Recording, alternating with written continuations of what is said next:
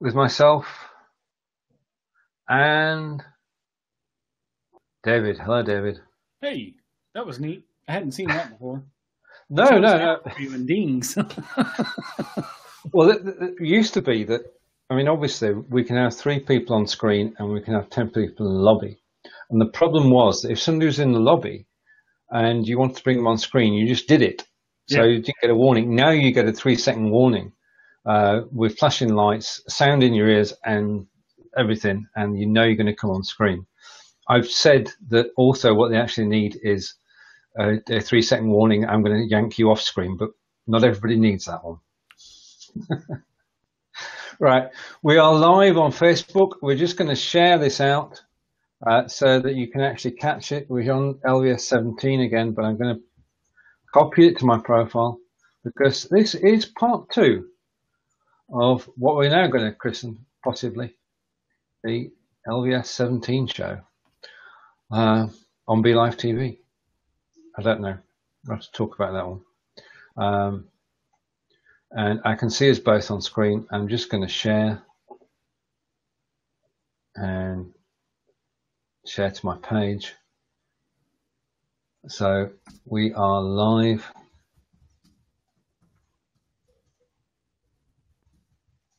Live now, part 2. And I'm going to close the smart. I can close that other screen now. I mean, we shouldn't talk about the other platform, but I think hopefully I'll try and get. Are you going to try and get in contact with him, or? I haven't really messed with Smile Time much in the past few weeks. Okay. I haven't seen a lot of updates from them. I hadn't seen, but they've been busy. So, it's the same thing as it was before. I'm just going to kind of let them go at the pace that they're going at. I know that they've got a lot of focus. I don't think that they've released the updated app to the public. I think it's still in beta, but I haven't even seen an update for the beta. It's been quiet for a couple of weeks. In fact, it's been quiet since April 3rd when we did our last show together. That's when things started. When you and I took a break, that's when it went. It all just fell apart. They said, well, nobody important's doing a show. So. All right. If you're watching us on Facebook, and this is particularly going out to Robert, who had an experience a moment ago when couldn't get him onto Smile Time, then Robert, if you just want to, I better put a link there, aren't I? That's probably a good idea. Just a moment. I'm going to put the joiners link in there as we...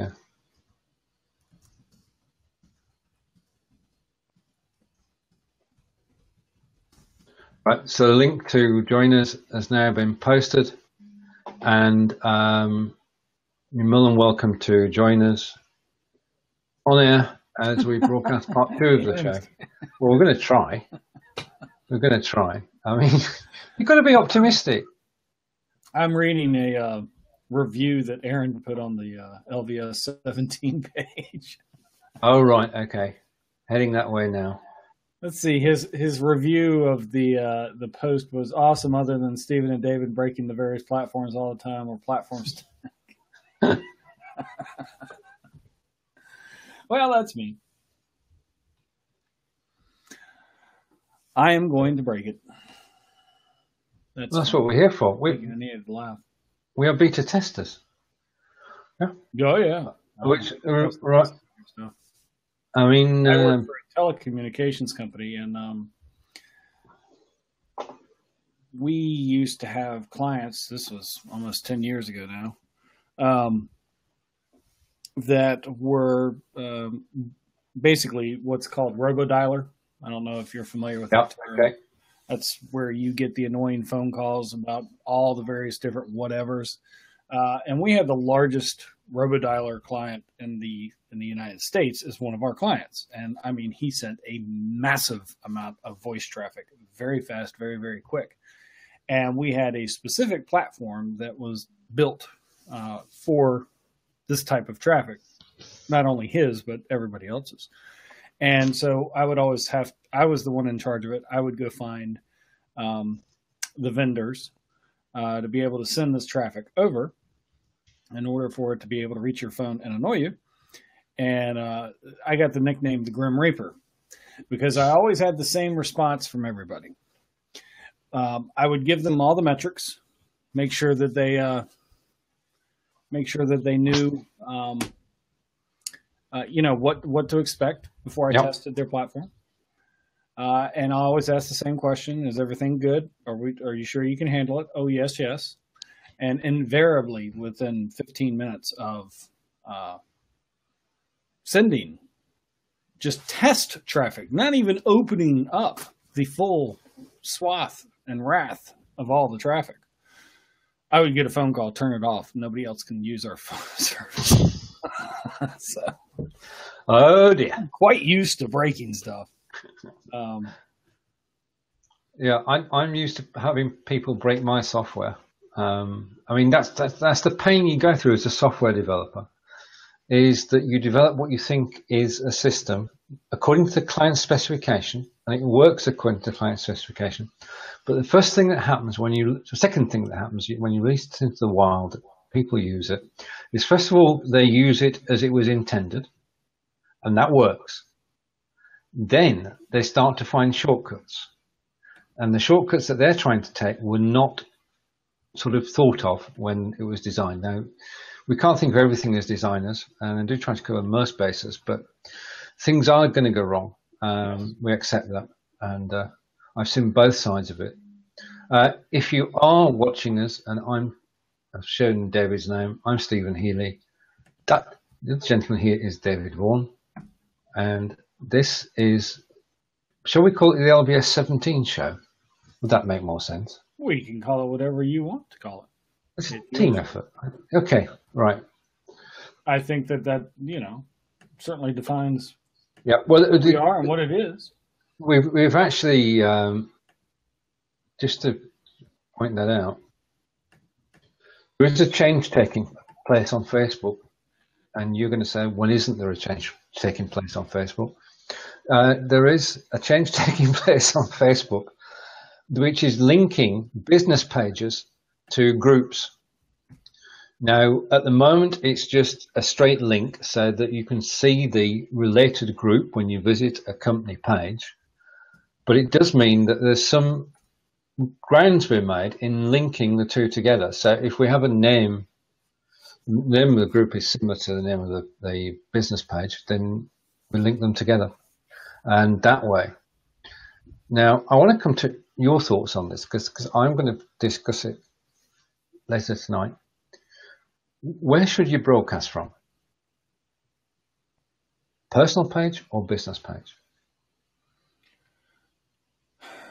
That's a good question.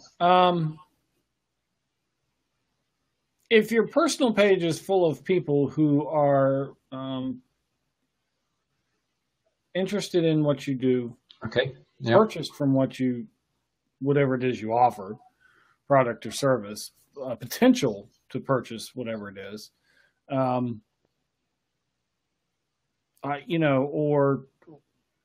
guess that's probably covering all the areas. Then, you can do it from your personal page, but most people don't set up their Facebook profile, personal profile. And so your friends, your, the family and all that type of stuff, they probably aren't interested in that. It also goes against the terms of service from Facebook. So you can't get thrown into Facebook jail. And I've known people to get thrown into Facebook jail for actually really simple stuff that they just shouldn't have done from their page, but they did.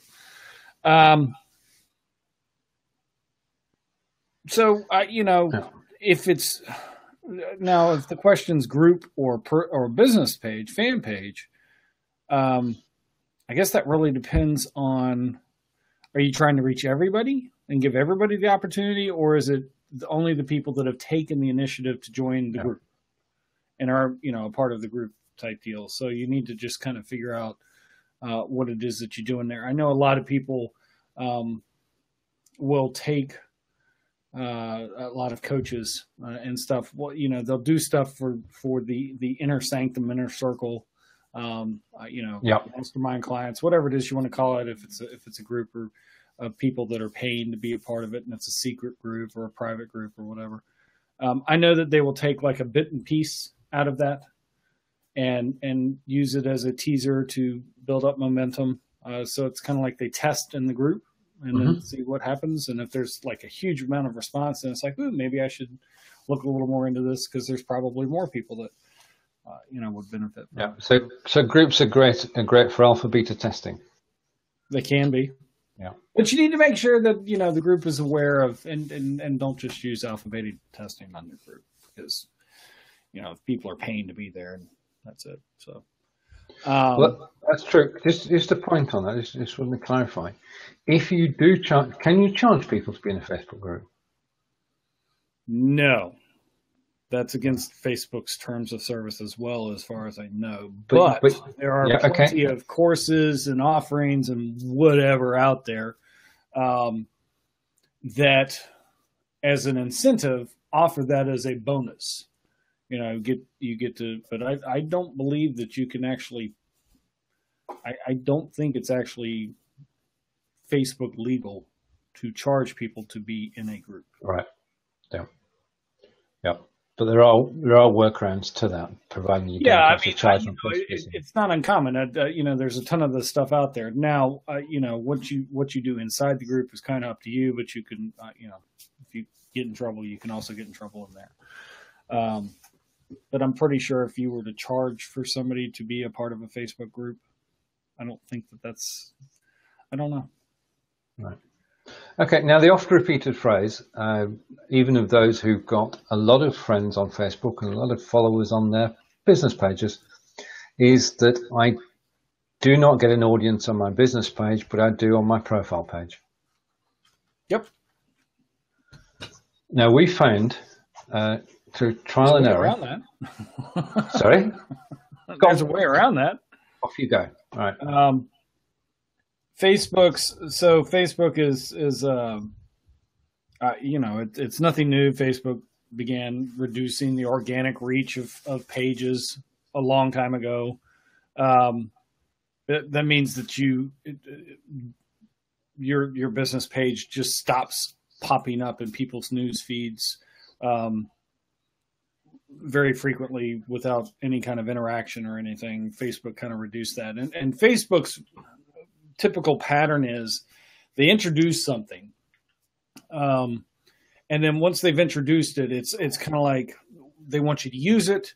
And so using it actually gets you in front of people more often because Facebook wants you to use it. Facebook also wants to see, ooh, these people are using that. That's neat.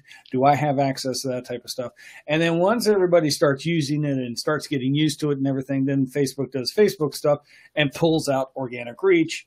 And makes it a little bit more difficult, or they start throwing in rules and nobody gets, you have to start figuring things out. Like, Facebook does not like you,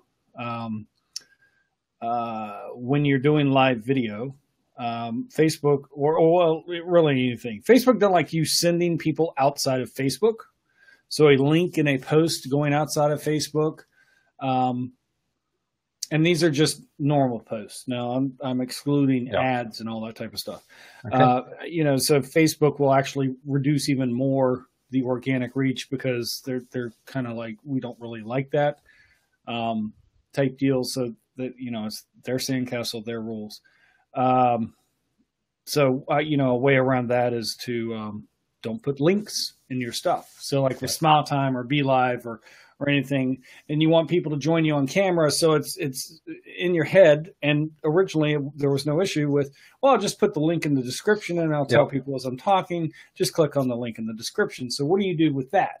Stop putting the link in the description and start coming up with a way, like create a vanity URL that will be able for that people can click, or you can easily tell people, or flash up on a lower third or whatever, that people can then click to go to. And then it just requires a little bit of extra effort on your part to make sure that the vanity URL that you set up redirects to whatever link. And that way, Facebook can't really penalize you because they're not sitting there watching your videos all the time. So that's a way around that. Now, how to get your fan page in front of your followers with every single thing that you post. I actually have a video about that on YouTube that you can go watch. And it's requires a little bit of effort on your part.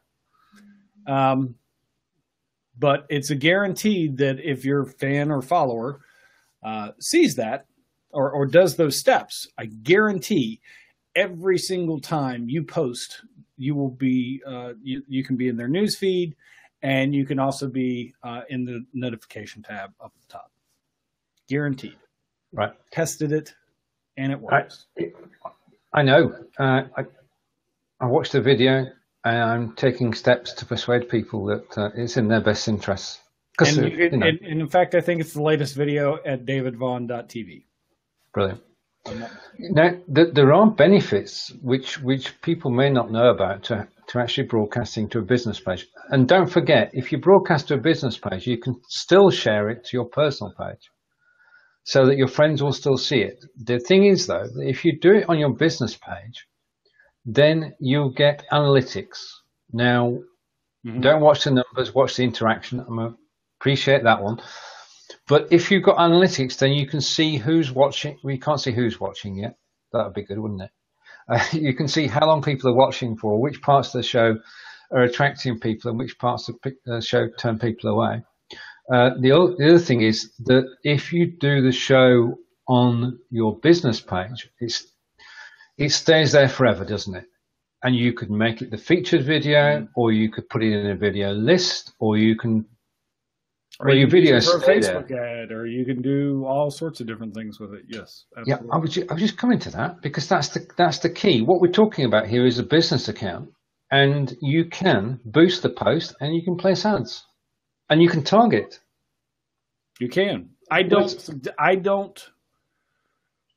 stay away from boosting, really. Right. I mean, if you've never done anything, you can do a boost post, and boosting posts has gotten better than it originally was. It was originally when they started allowing you to boost posts, you really had no controls.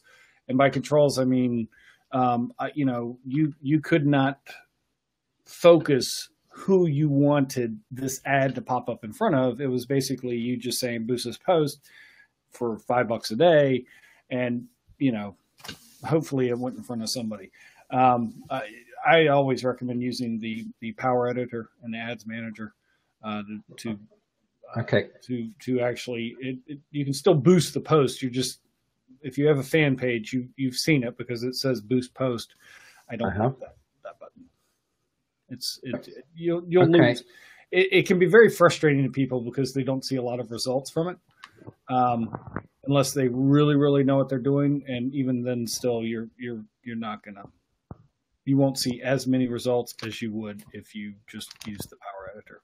So, right. So, because I want to learn here too, what is the Power Editor?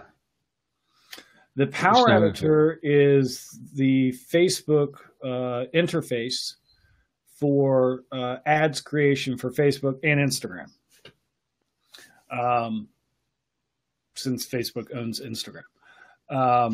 And it is an extremely detailed and powerful tool for you to be able to target specific groups. And when I'm saying groups, I mean demographics. You can even get into persona graphics a little bit with it.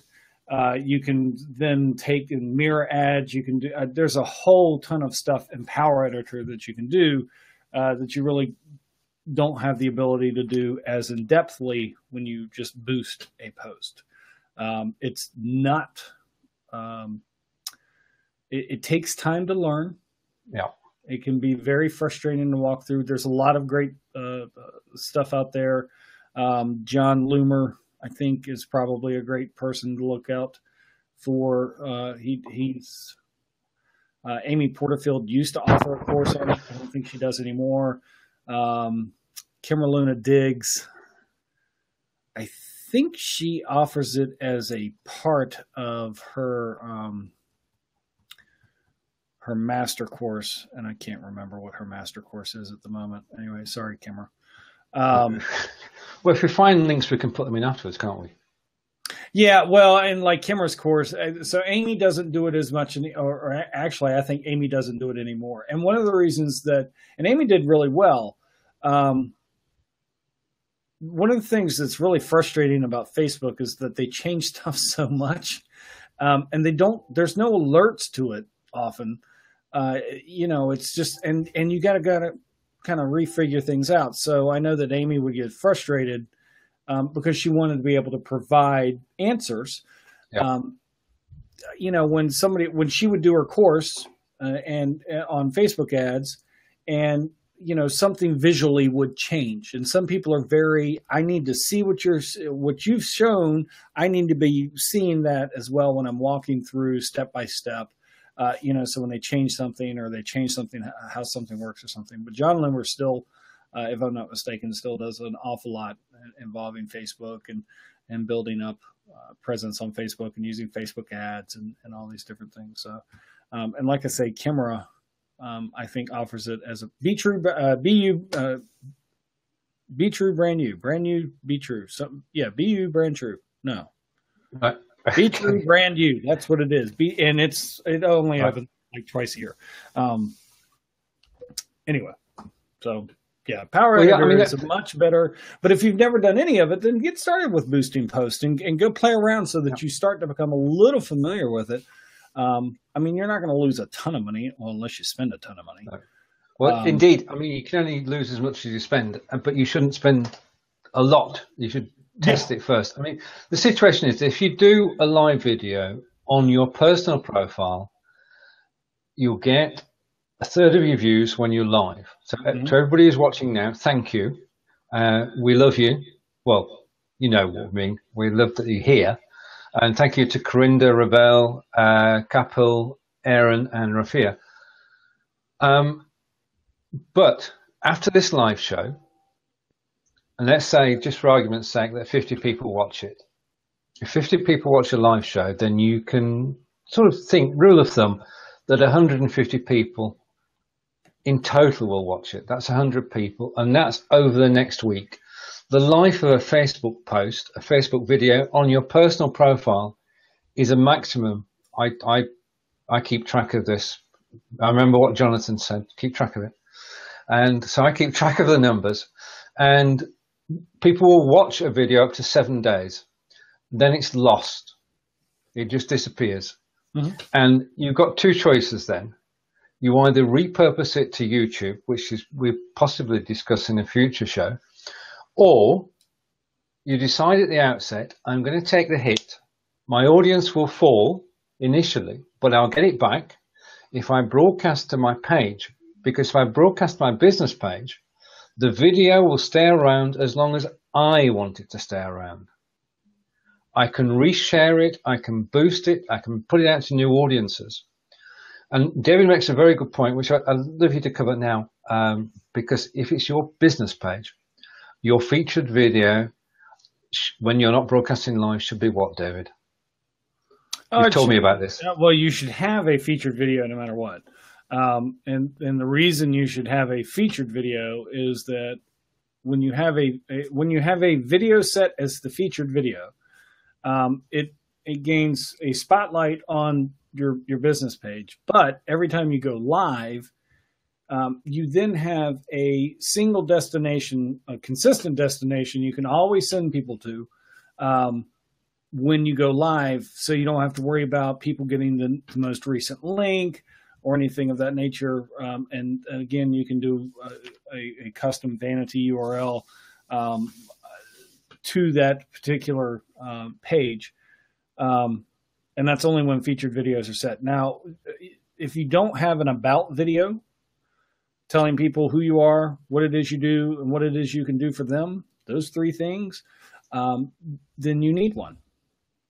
You should really just go out and go do one right now. Don't worry about lighting. Don't worry about, make sure that, you don't have the sun in the back and all that type of stuff. But, you don't have to have fancy equipment or anything of that nature, but you should have an about video on your fan page set as your featured video. because that helps let people know a little bit more about who you are, what it is you do, what it is you can do for them. It's something that you can boost or use on video ads. Sorry. There's all these various different things. But again, like I say, the other beneficial thing is once you have a video set, any video set as the featured video, then you will have a single destination that will always show your latest live video that's live that people can always go to. So I've set up, I think, facebook.davidvaughn.tv. It might be facebook.davidvaughn.live. I can't. It's facebook.davidvaughn.live.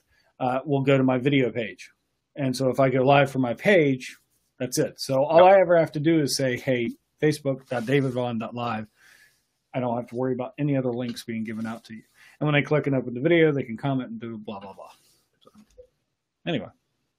So, very important point. If you have a business profile page and you are doing video, do a recording and place that as your featured video. Then when you do go live, it will be replaced by your live video, and you only ever need to send people to your Facebook URL. That's the normal URL /videos. And as David said, you use the shortener as well and make it even easier for people to find you every single time that you go live. And that's the key, is being found.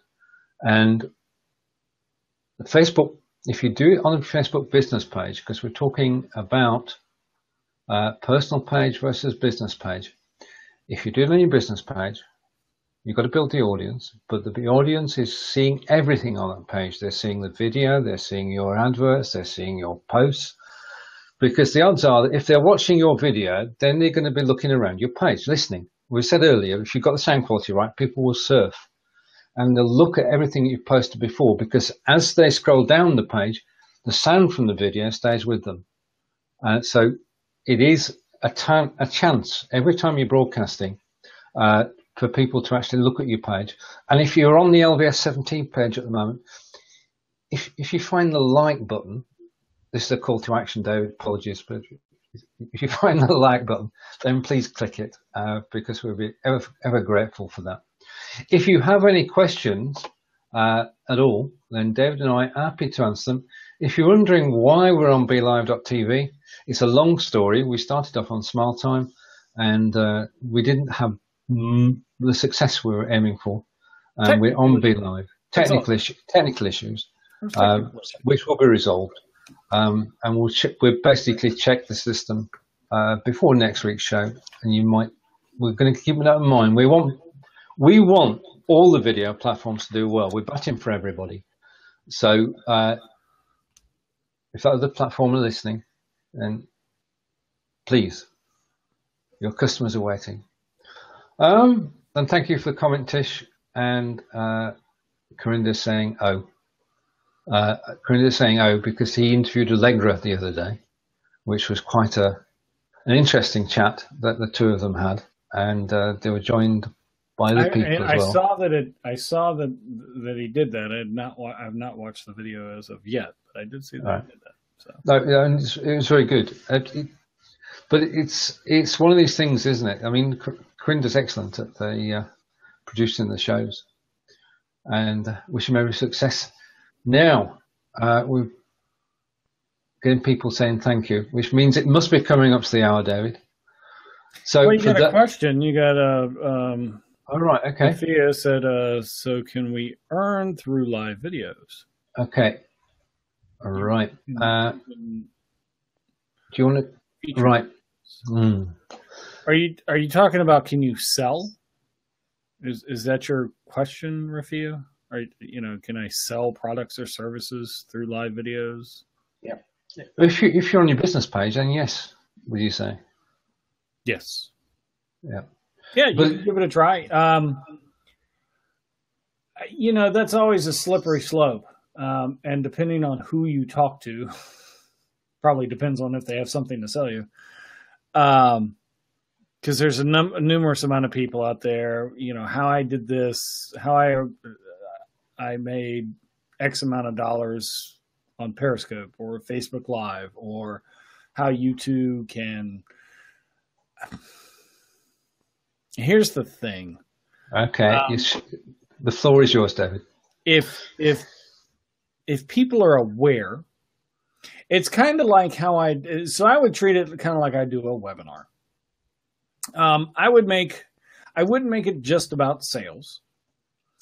But I always have a pitch towards anything that I do. And a pitch is a call to action.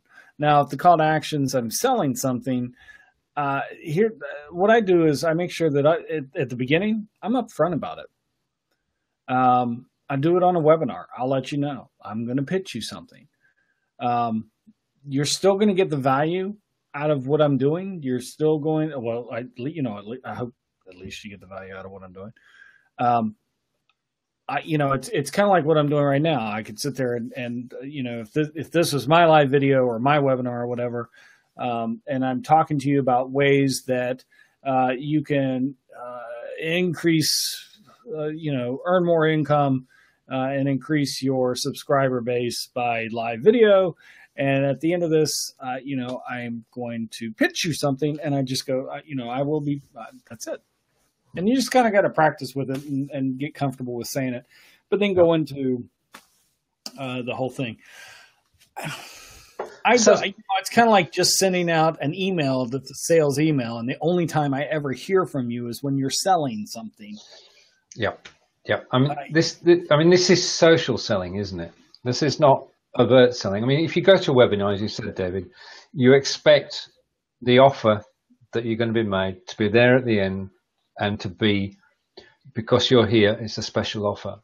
We don't have that in live video. What we do have at the end of a live video is a call to action. Now, if you're on your profile page, as David advised earlier, you ill-advised to try and do a call to action to sell something. You could do a call to action to like my page or whatever it happens to be, but a commercial offering at the end of a personal profile video would be a problem. But you can do a call to action. You can ask people to visit your webpage. You can ask people to do this and that. If you do the broadcast on your business profile page, then you have free reign. You can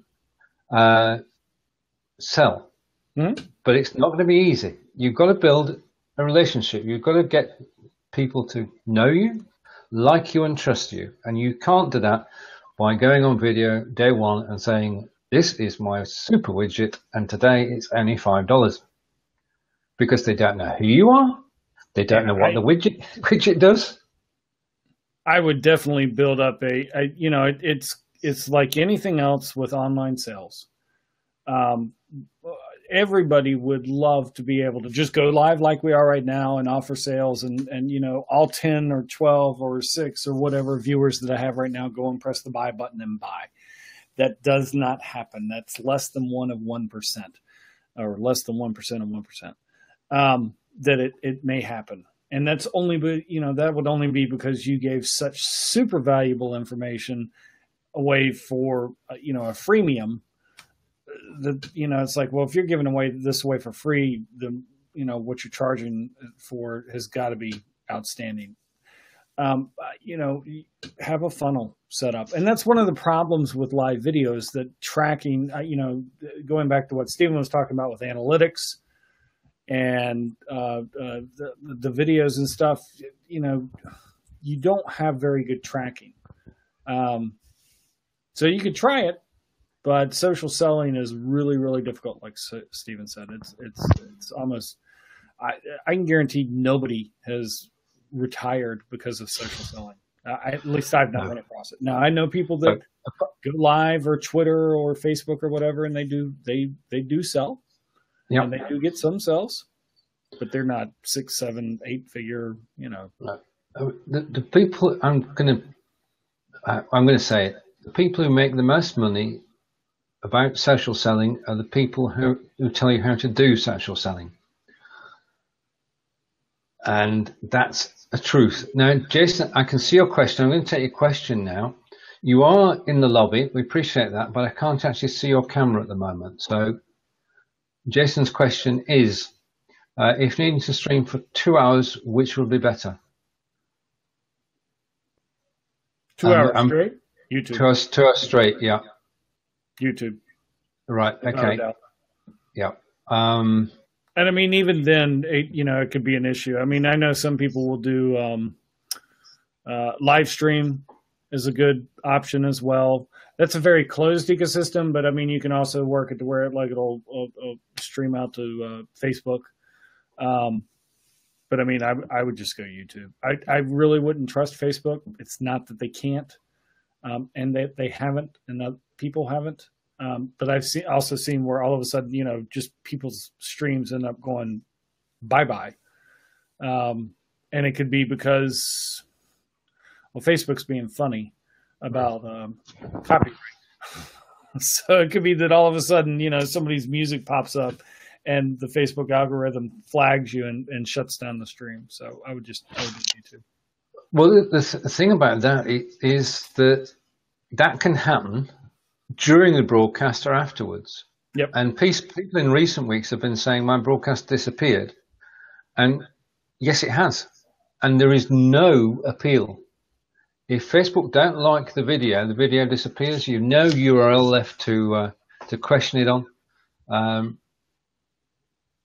right. And David's got a question for Jason. And how will you keep people's attention for charge? Now, Jason, we'd love to bring you on camera. At the moment, I didn't put that up. Sorry? I didn't put that up.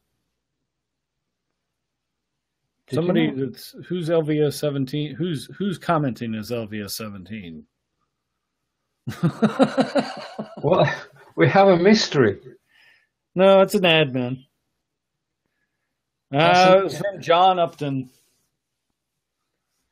Mr. Upton, with all due respect, sir, can you use your name? Thank you. It's very kind of you. So a message from John Upton: how do you keep people engaged with Charles? And the question goes to Jason. Sorry, David. Right, Jason, if you want to refresh, and when you come back in, just check your camera and your microphone. That usually works on Belive. In fact, most of the time. Right. As to how you keep people's, if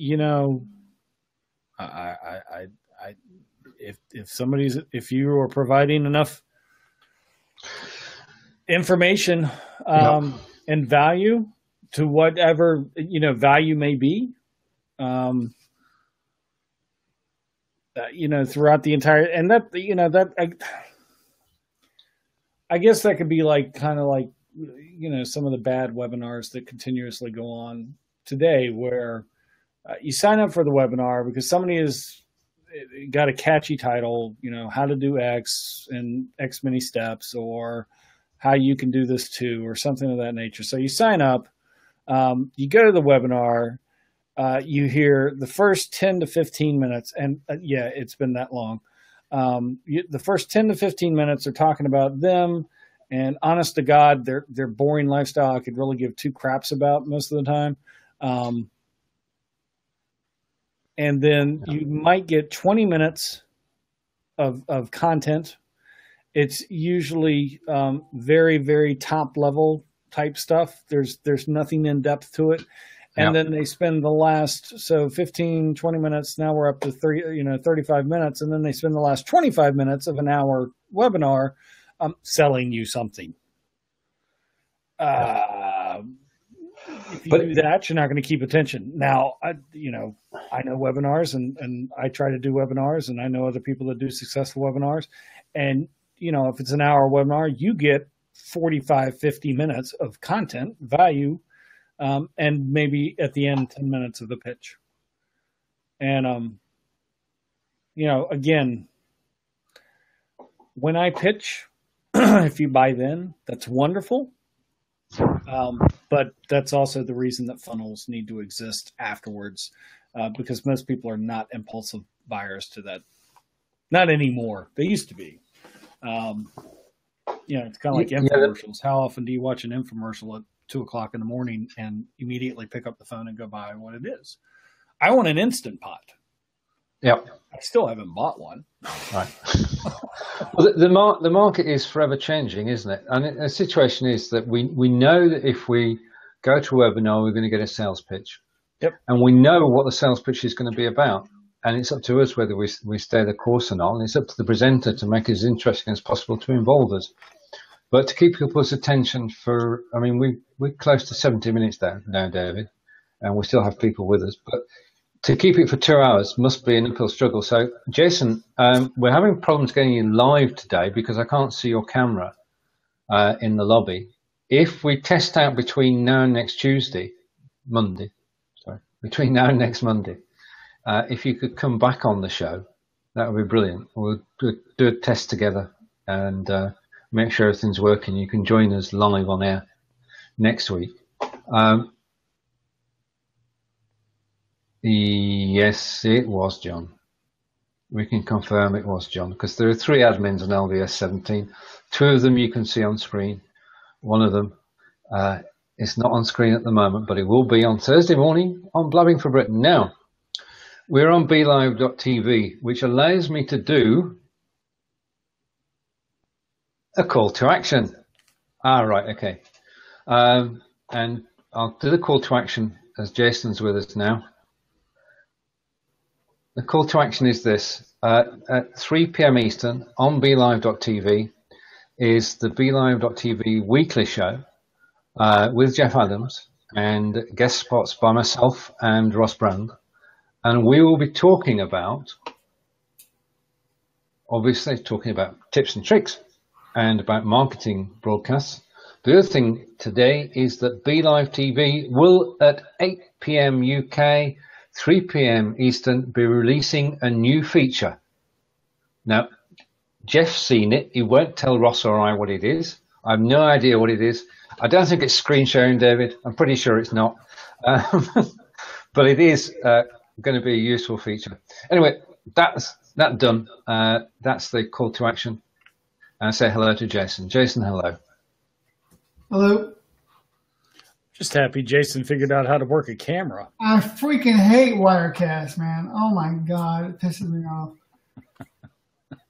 I had it figured out, but every time I go to broadcast, it's either the computer freaks out. It either does a Wirecast when I go live, or it does the screen camera or whatever. It's back and forth. I can never catch it. Or my FaceTime, and I can see my wife, and she can't see me, but she can hear me, and it's all kinds of stuff. It's a pain. So. Right, your question, which raised another question, Jason. Yeah. Where would you go to streaming for 2 hours? And David suggested YouTube. And then the question came in from one of our co-admins. How can you retain people's interest for 2 hours? Well, for this one, it's a client work. So all right, okay.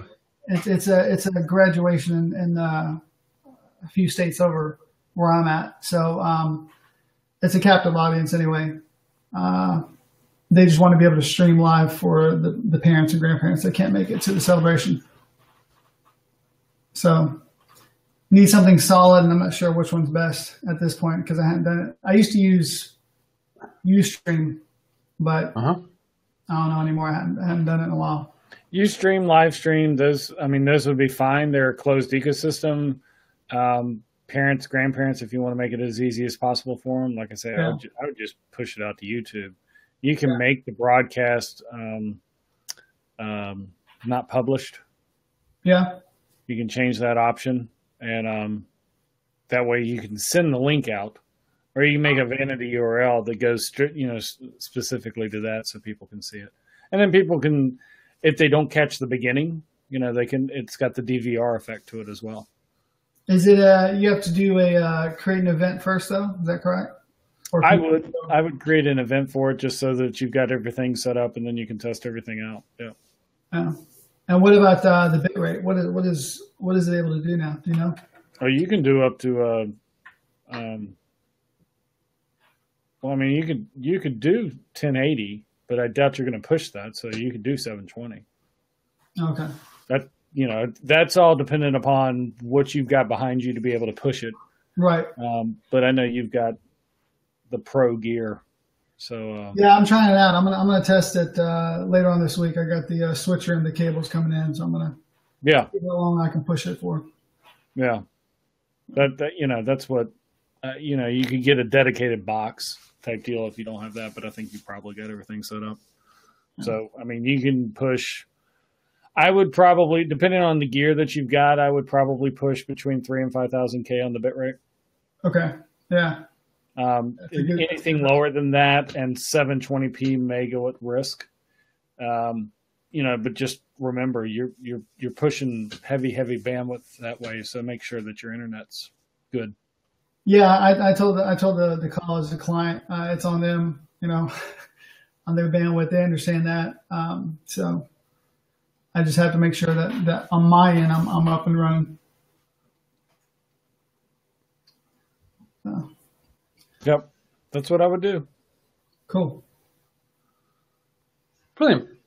Right, this has been a show of two halves, and we're now coming up to the 75-minute mark overall.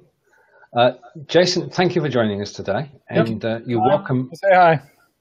You're welcome anytime. Will do. Shall we do a wrap, David, for now? Sure, we can do a wrap.